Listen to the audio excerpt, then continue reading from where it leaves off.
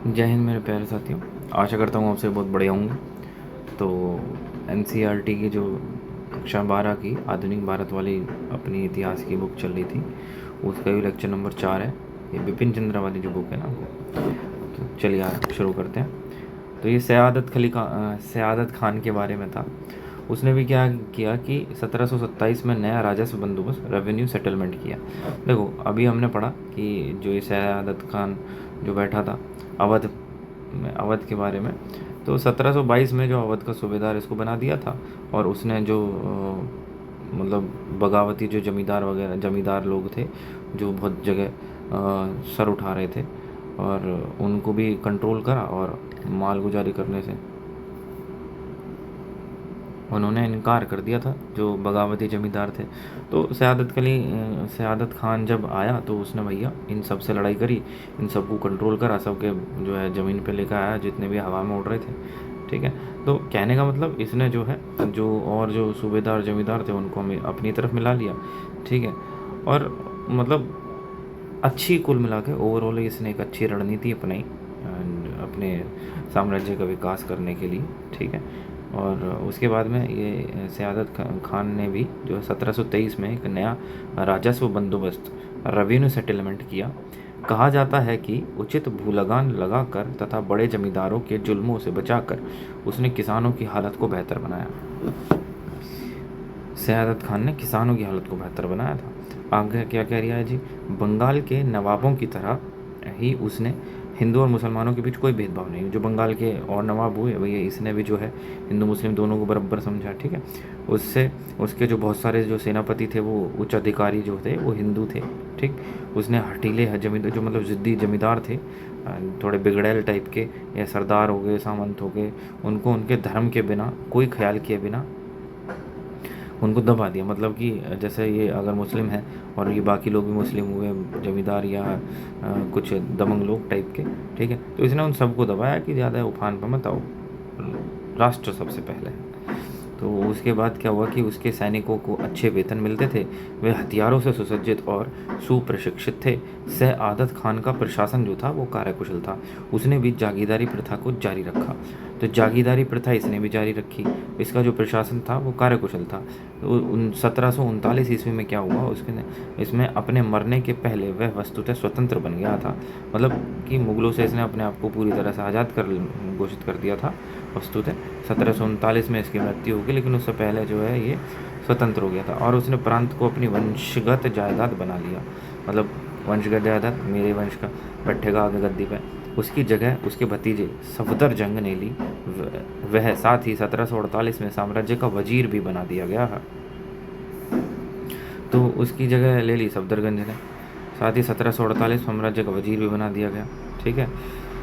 इसके अलावा उसे इलाहाबाद का प्रांत भी दिया गया था, इलाहाबाद वाला प्रांत भी उसे दे दिया। चलो, सफदरगंज है 1754 में, जो सफदरगंज आया था उसका भतीजा ये जो है सयादत खान का।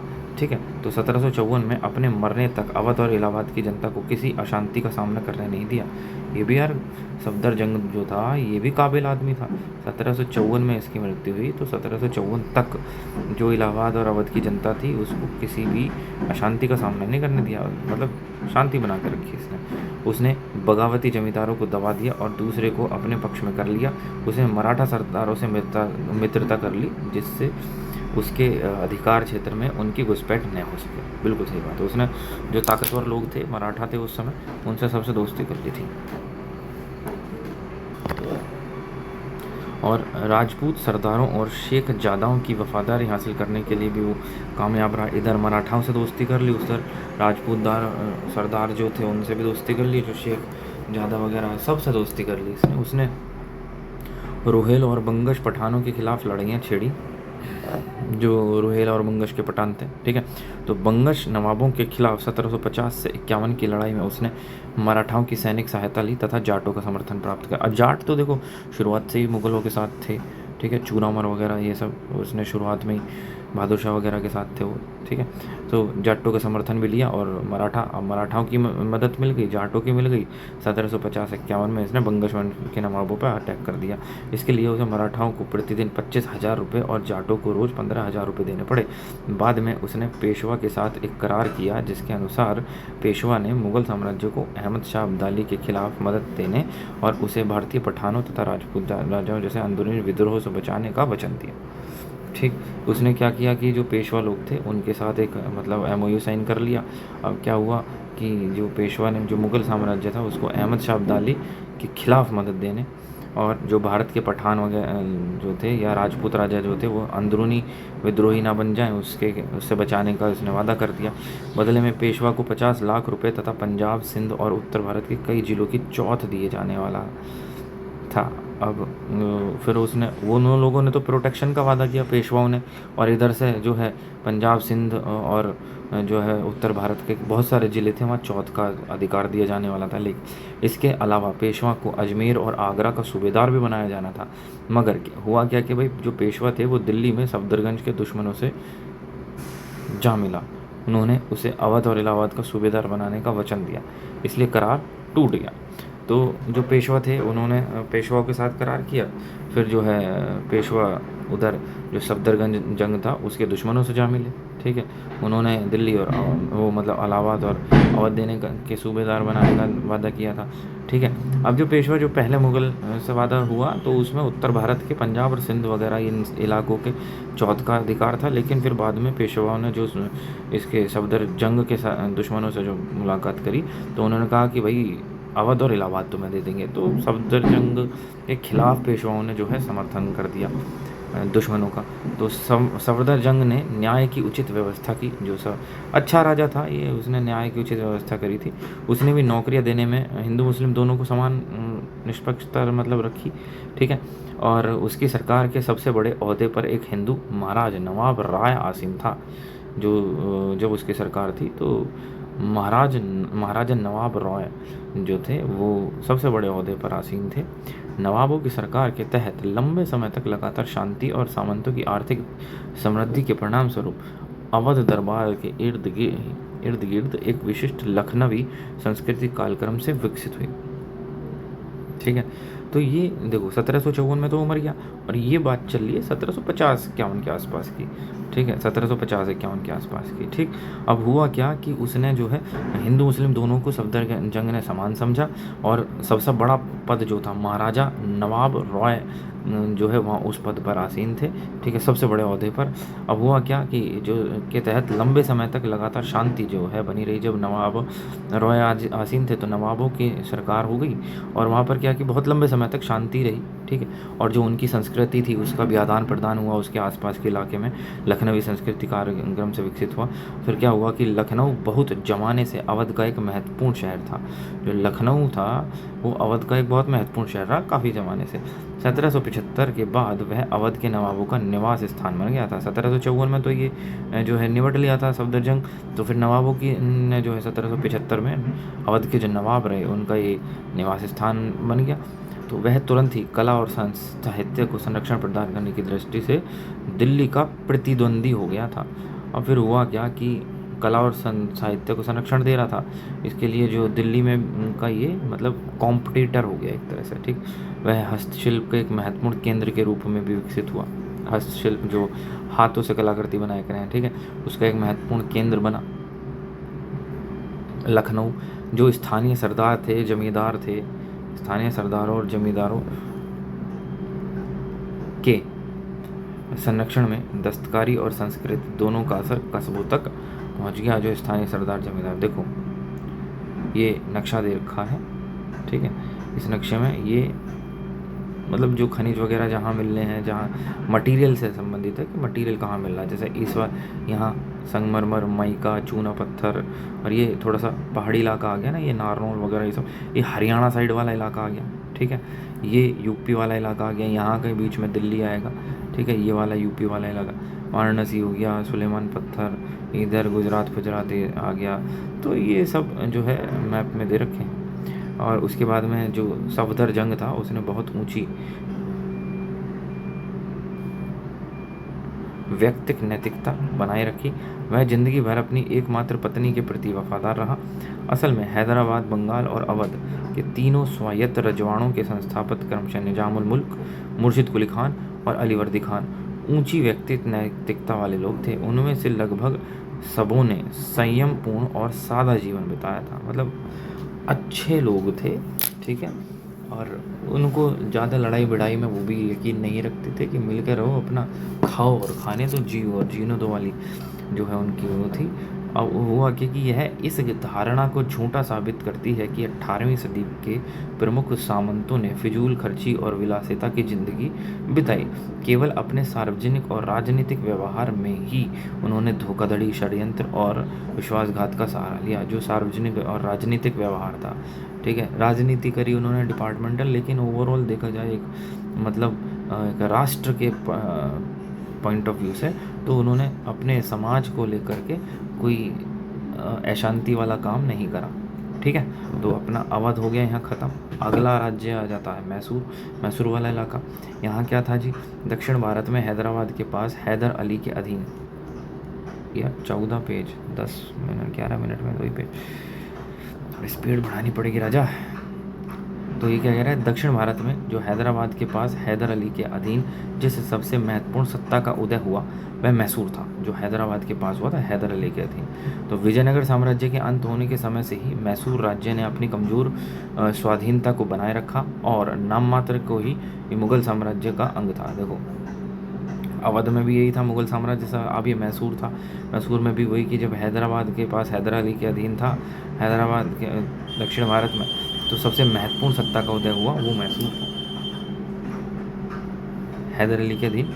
ठीक है, अब विजयनगर साम्राज्य का जब अंत हो गया उसके बाद में जो है ये मैसूर अपनी स्वायत्तता बनाए रखा था और नाम मात्र के लिए ही मुग़ल साम्राज्य का एक अंग था, बाकी ये स्वतंत्र हो चुका था। 18वीं सदी के शुरू में नंजराज सर्वाधिकारी, तो जो 18वीं सदी के शुरू में जो नंजराज सर्वाधिकारी और देवराज दुलवई नाम से 2 मंत्रियों ने मैसूर की शक्ति अपने हाथों में ले रखी थी। इस प्रकार वहाँ के राजा चिक्का कृष्णराज को उन्होंने कठपुतली में बदल दिया था। अच्छा, एक चीज़ है, वो शुरू से अब लेके अब तक हम जो पढ़ते हुए आ रहे हैं, तो जो राजा बने थे वो प्रेसिडेंट की तरह थे, एक तरह से हैं। प्रेसिडेंट मतलब प्रेसिडेंट नाम मात्र का ही होता है, सब ये चीज़ों का अध्यक्ष। वैसे तो असली वास्तविक कार्यकारी शक्तियाँ जो है प्रधानमंत्री में नहीं होती हैं, ठीक है। तो ऐसे राजा जो है वो हो गया प्रेसिडेंट, कि हाँ जी आप बैठे रहो, आपका नाम चलता रहेगा और बाकी काम वाम तो हम ही करेंगे, चलेगी तो हमारी काम में। तो वही जितने राजा बने वो सब किसी न किसी के जो कठपुतली बने। मैसूर की शक्ति अपने हाथों में ले ली थी उसने। नंजराज सर्वाधिकार और देवराज दुलवई के नाम से 2 मंत्री आए, ठीक है। अब वहाँ के जो राजा चिक्का कृष्णराज थे उसको वो कठपुतली बन गए। हैदर अली का जन्म 1781 में एक अत्यंत सामान्य परिवार में हुआ था।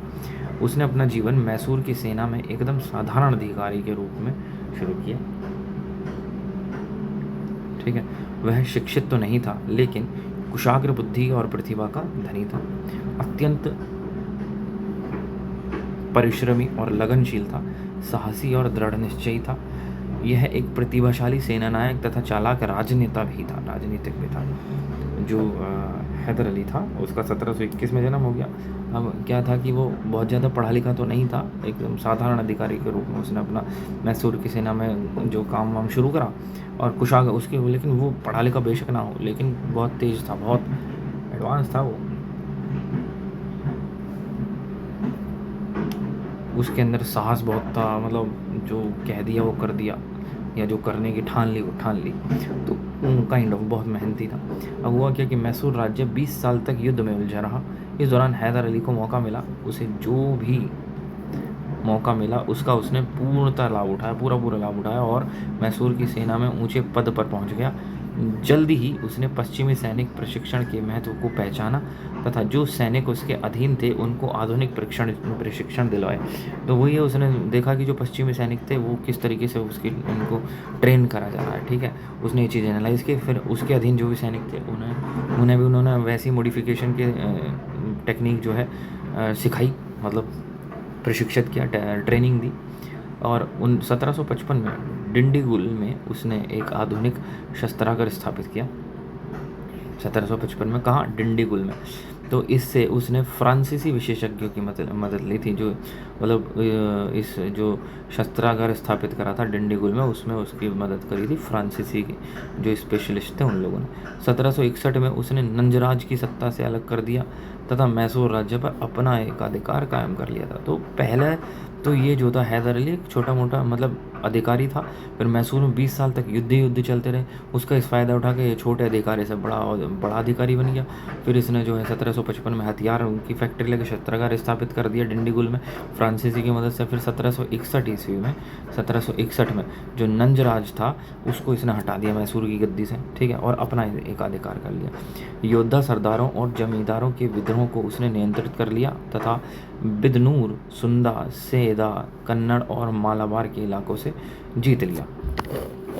अच्छा, आप देखेंगे आप ये धीरे धीरे अवध हुआ, मैसूर हुआ, हैदराबाद वगैरह, ये सारे इलाके जो है अब इंडिपेंडेंट अलग होते जा रहे हैं, जो कि पहले एक थे। पहले ये सब एक थे जब औरंगज़ेब था उस दौरान, फिर ये धीरे धीरे जो है सब राज्य अलग हो गए, ठीक है।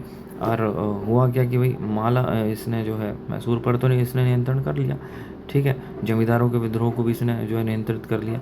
मालाबार को अपने अधीन करने का मुख्य कारण यह था कि वह भारतीय समुद्र तट तक अपनी पहुंच बनाए रखना चाहता था। पढ़ा लिखा न होने के बावजूद वह कुशल प्रशासक था। हैदर अली जो था वो भले ही पढ़ा लिखा ना हो, लेकिन वो टैलेंटेड था, ठीक है। मालाबार तक मतलब कि जो भारतीय समुद्र था, समुद्र की जो सीमा थी उस तक ये अपना प्रभाव मतलब पहुंच बनाए रखना चाहता था। उसके बाद हुआ क्या कि भाई अपने राज्य में मुगल शासन प्रणाली तथा राजस्व व्यवस्था उसी ने लागू की थी। अपने राज्य के अंदर जो मुगल शासन प्रणाली हुई और राजस्व व्यवस्था, मैसूर जब कमज़ोर तथा विभाजित राज्य था तब उसने उस पर कब्जा किया और शीघ्र ही उसके कारण इस राज्य की गिनती प्रमुख भारतीय शक्तियों में की जाने लगी। हैदर अली ने मैसूर को एक शक्तिशाली राज्य बना दिया था। जब मैसूर इसके पास आया था बहुत कमज़ोर था, लेकिन बाद में उसकी शक्तिशाली राज्यों में गिनती होने लगी। वह धार्मिक सहिष्णुता की नीति पर चला। उसका पहला दीवान और अन्य अनेक अधिकारी हिंदू थे। अपनी सत्ता के लगभग आरंभ से ही वह मराठा सरदारों, निजाम और अंग्रेज़ों के साथ लड़ाई में लगा रहा। अंग्रेज़ों के साथ, मराठा सरदारों के साथ, निजामों के साथ उसने 1769 में अंग्रेजी फ़ौज को बार बार हरा। अरे वाह, क्या बात है!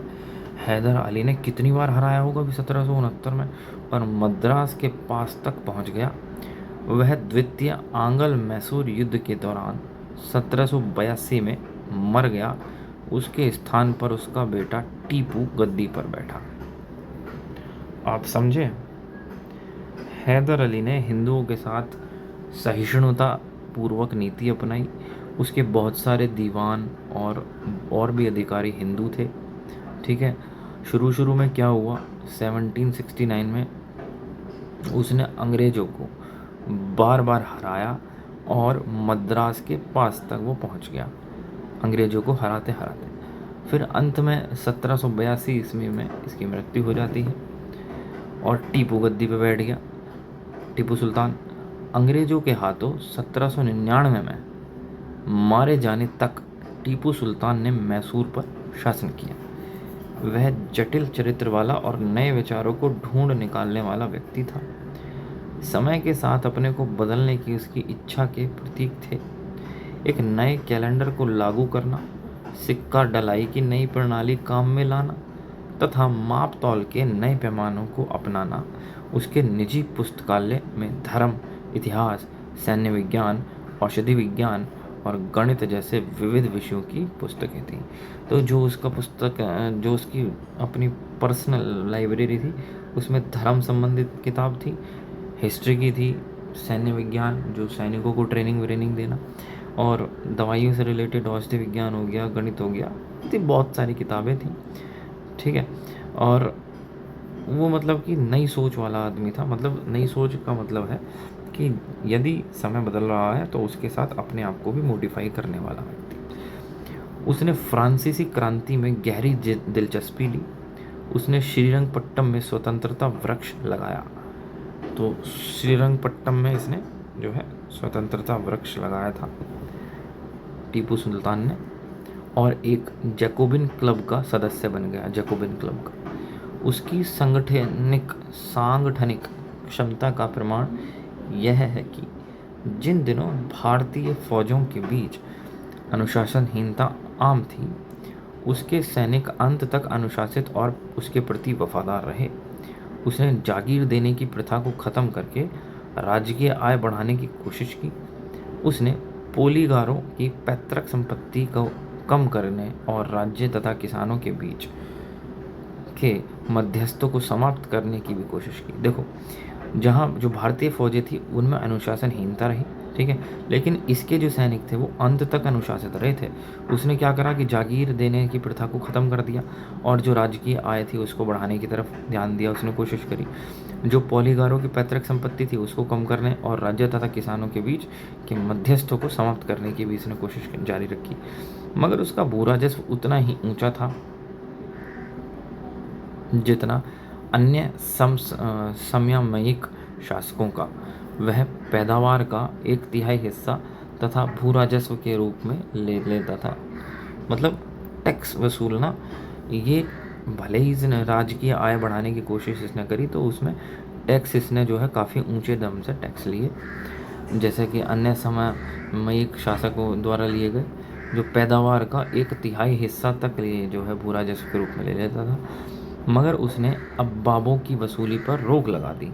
वह भू राजस्व में छूट देने में उदार था, काफ़ी जो है मतलब कहना चाहिए मृदु हृदय वाला, या भू राजस्व में छूट देने में उदार। उसकी पैदल सेना यूरोप की शैली में बंदूकों और संगीनों से लैस थी, लेकिन इन हथियारों को मैसूर में ही बनाया गया था। वर्ष 1796 के बाद उसने एक आधुनिक नौसेना खड़ी करने की भी कोशिश की थी। क्या बात है यार, नौसेना खड़ी करने की कोशिश टीपू सुल्तान ने करी थी 1796 में, आधुनिक नौसेना। उसकी पैदल सेना जो थी उनके पास हथियार, बंदूक सब चीज़ थी जो कि मैसूर में ही बनी थी। अब आगे इसके लिए उसने 2 नौका घाट बनवाए थे तथा जहाज़ों के नमूने उसने स्वयं तैयार कराए थे। उसने अपने व्यक्तिगत जीवन में वह एकदम सादा था, उसे किसी प्रकार का व्यसन नहीं था, विलासिता से वह कोसों दूर था। मतलब अय्याशी नहीं कर, अय्याशी वगैरह उसने नहीं करी, विलासिता भोग विलास करना, मतलब इन सब चीज़ों से वो कोसों दूर था। डिसिप्लिन वाला व्यक्ति रहा होगा, जाहिर है। व्यक्तिगत जीवन में बहुत सिंपल सादा सा व्यक्ति था। 1796 ईस्वी में उसी ने जो है एक नौसेना गठित करने की कोशिश करी। वह एक दुस्साहसी योद्धा था और अत्यंत प्रतिभाशाली सेना नायक भी था। उसकी यह अत्यंत प्रिय उक्ति थी कि एक शेर की तरह एक दिन जीना बेहतर है, लेकिन भेड़ की तरह लंबी जिंदगी जीना अच्छा नहीं है। अच्छा, टीपू सुल्तान जी के बारे में एक हम सुनते हुए आए हैं, क्या चलो हम क्या अब पढ़ ही रहे हैं तो आगे पता चल ही जाएगा। इसी विश्वास का पालन करते हुए वह श्रीरंगपट्टम के द्वार पर लड़ता हुआ मरा था। वही शेर की तरह जियो, चाहे एक दिन जीना हो। जैसा भी एक शहीद भरत तिवारी जी हैं हमारे बिहार के, तो वो भी शेर की तरह ही शहीद हुए। उनकी उम्र अभी मात्र 22-23 साल है, लेकिन वो भले कम जिए लेकिन वो अमर हो गए। अब आज के दौर के जो है भगत सिंह जी और चंद्रशेखर आज़ाद जी वो रहे। खैर, लेकिन हर काम में वह जल्दबाजी करता था और उसका स्वभाव स्थिर नहीं था। तो वही उसका विश्वास था कि भाई एक दिन की ज़िंदगी हो लेकिन शेर की तरह जियो, भेड़ की तरह लंबी ज़िंदगी जीने का कोई मतलब नहीं। मतलब एक स्वाभिमानी व्यक्ति था वो, ठीक है। और उसके हर काम में वो जल्दबाजी करता था, ये उसकी कुछ गलतियाँ नहीं, उसका स्वभाव स्थिर नहीं था। एक राजनीतिज्ञ के रूप में 18वीं सदी के किसी भी शासक की तुलना में वह दक्षिण भारत के लिए या दूसरी भारतीय शासकों के लिए अंग्रेजी राज के खतरे को अधिक ठीक तरह से समझता था। राजनीतिज्ञ के रूप में जो अंग्रेज़ों का खतरा था उसे वो सबसे अच्छे तरह से समझता था बाकियों की तुलना में। उदीयमान अंग्रेजी सत्ता के समक्ष वह दृढ़ निश्चयी शत्रु के रूप में खड़ा हुआ था।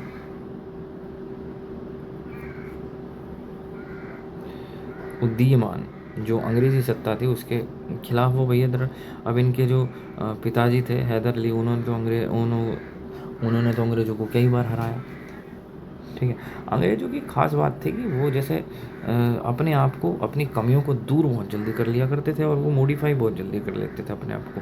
अच्छा हम हारे, इस वजह से हारे, चलो अब नहीं हारेंगे, अगली बार भले ही वो हार जाए लेकिन जो कारण पहले रहा होगा वो कारण दोबारा उन्होंने दोहराना है नहीं हारने का। ठीक है, आगे देखो, उदीयमान अंग्रेजी सत्ता के समक्ष वह दृढ़ निश्चयी शत्रु के समान जो है खड़ा हुआ था और अंग्रेज लोग भी भारत में उसको अपना सबसे खतरनाक दुश्मन समझते थे। अंग्रेज भी उसे भाई हल्का फुल्का तो समझना नहीं, अंग्रेज़ों के लिए भी वो काफ़ी खतरनाक था।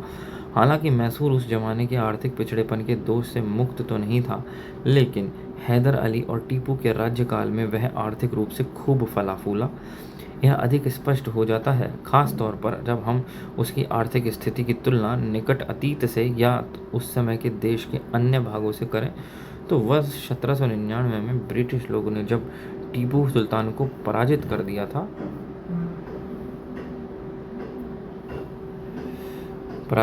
मार डाला, तब मैसूर पर कब्जा कर लिया, तो यह देखकर उनको आश्चर्य हुआ कि मैसूर का किसान ब्रिटिश शासित राज्य मद्रास के किसान की तुलना में कहीं बहुत अधिक संपन्न और खुशहाल था। सर जॉन शोर 1793 से 1798 के दौरान गवर्नर जनरल था। उसने बाद में लिखा था कि टीपू के राज्य के किसानों को संरक्षण मिलता था तथा उनको श्रम के लिए प्रोत्साहित और पुरस्कृत भी किया जाता था। टीपू सुल्तान के ज़माने के मैसूर के बारे में एक अन्य ब्रिटिश पर्यवेक्षक ने यह भी लिखा था कि भाई यह राज्य खेतीबाड़ी में बढ़ा चढ़ा परिश्रमी लोगों की घनी आबादी वाला था, नए नए नगरों वाला और वाणिज्यिक व्यापार में बढ़ोतरी वाला था।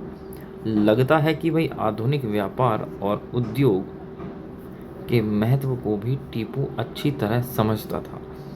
वास्तव में भारतीय शासकों में यही एकमात्र शासक था जो आर्थिक शक्ति के महत्व को सैनिक शक्ति की नींव मानता था। बिल्कुल सही बात है, अगर आपकी आर्थिक शक्ति मजबूत होगी तो आपकी सैन्य शक्ति ऑटोमेटिकली मजबूत हो जाएगी, क्योंकि सेनाओं का जो तनख्वाह है वो रुकेगी नहीं, उनकी ज़रूरतें पूरी होती रहेंगी, उनके खाने पीने का ध्यान, उनके परिवार का ध्यान रखना, सारी चीज़ें बहुत अच्छे से होती रहेंगी।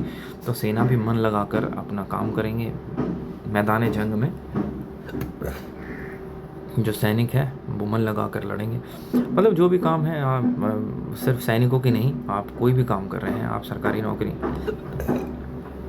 कर रहे हैं, किसी भी विभाग में, आप अगर मानसिक तौर पर स्वस्थ हैं तो आप अपना जो है ज़्यादा से ज़्यादा प्रतिशत उस काम में ध्यान लगाने में दे पाएंगे। आगे देखो, भारत में आधुनिक उद्योगों की शुरुआत के लिए उसने थोड़े बहुत प्रयास किए, जो उद्योग लगाने के लिए। इसके लिए उसने विदेशों से कारीगर बुलाए और अन्य उद्योगों को राज्य की ओर से सहायता दी। विदेशों से कारीगर भी बुलवाए थे उसने, जो आधुनिक उद्योग को प्रमोट करने के लिए भारत के अंदर। ठीक है, उद्योगों को राज्य की ओर से सहायता भी दी। विदेशी व्यापार के विकास के लिए उसने फ्रांस, तुर्की, ईरान और पेगू में दूत भेजे। चीन के साथ भी उसने व्यापार किया। यूरोपीय कंपनियों के ढांचे पर उसने व्यापारिक कंपनी स्थापित करने का प्रयास भी किया और उनकी वाणिज्य संबंधी गतिविधियों की नकल करने की कोशिश भी की। मतलब कि उसने क्या काम करा, चीन के साथ भी व्यापार करा, फ्रांस, तुर्की, ईरान और पेगू में तो अपने दूत भेज दिए थे उसने कि जाओ लोग कैसा व्यापार करते हैं, इस चीज़ को एनालाइज करो, रिपोर्ट तैयार करो, अपने देश में लाकर बताओ, यहाँ फिर लोगों को ट्रेंड करना। चीन के साथ व्यापार कर लिया। जो यूरोपीय कंपनी थी उसका क्या ढांचा है व्यापारिक कंपनी स्थापित करने का, प्रयास भी करा उस तरीके से उसने। ठीक है, और जो उनकी वाणिज्यिक संबंधी गतिविधियाँ थी उनकी कॉपी करने की कोशिश भी करी। ठीक, बंदरगाह वाले नगरों में व्यापारिक संस्थाएं स्थापित करके उसने रूस तथा अरब के साथ व्यापार बढ़ाने का प्रयत्न भी किया। क्या हुआ कि जो बंदरगाह वाले राज्य थे उसने व्यापारिक संस्थाएं स्थापित करके जो रूस हुआ, अरब हुआ, उसके साथ व्यापार बढ़ाने का प्रयत्न भी किया। फिर इसके आगे कहते हैं कि जो कुछ ब्रिटिश इतिहासकार थे उन्होंने क्या किया कि टीपू को धार्मिक उन्मादी के रूप में चित्रित किया। धार्मिक उन्मादी, यद्यपि अपने धार्मिक दृष्टिकोण में वह काफ़ी रूढ़िवादी था, लेकिन दूसरे धर्मों के प्रति उसका दृष्टिकोण काफ़ी सहिष्णु और उदार था। वर्ष 1791 में मराठा घुड़सवारों ने श्रृंगेरी के शारदा मंदिर को लूटा, तो उसने माँ शारदा की प्रतिमा बनवाने के लिए पैसे दिए थे। टीपू सुल्तान ने पैसे दिए थे शारदा माँ की प्रतिमा बनवाने के लिए। जब मराठा घुड़सवारों ने 1791 में उस मंदिर को लूटा था, वह नियमित रूप से इस मंदिर और इसके साथ कुछ और मंदिरों को भेंट की दिया करता था।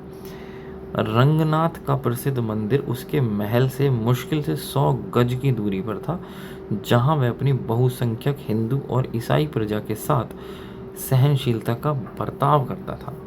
वह उन हिंदुओं और ईसाइयों के प्रति काफ़ी कठोर था जो प्रत्यक्ष या परोक्ष रूप से मैसूर राज्यों के विरुद्ध अंग्रेजों की मदद किया करते थे। ठीक है, तो कितने हो गए हमारे? 16। चलिए, इससे आगे का अगली वीडियो में करवाता हूँ। जय हिंद, धन्यवाद। और आप अपने सुझाव कमेंट बॉक्स में दे सकते हैं। आवाज़ थोड़ी मंदी आ रही होगी आज, क्योंकि मैं ड्यूटी पर हूँ, साइट पर हूँ, तो यहीं पर मैं ये वीडियो रिकॉर्ड कर रहा हूँ। तो थोड़ा सा आप एडजस्ट कर लीजिएगा और कोशिश करेंगे जल्द से जल्द इसको ख़त्म करने की। जुलाई फर्स्ट वीक तक इस पूरी किताब को ख़त्म करने का हम ट्राई करेंगे। ठीक है, तो जय हिंद, धन्यवाद।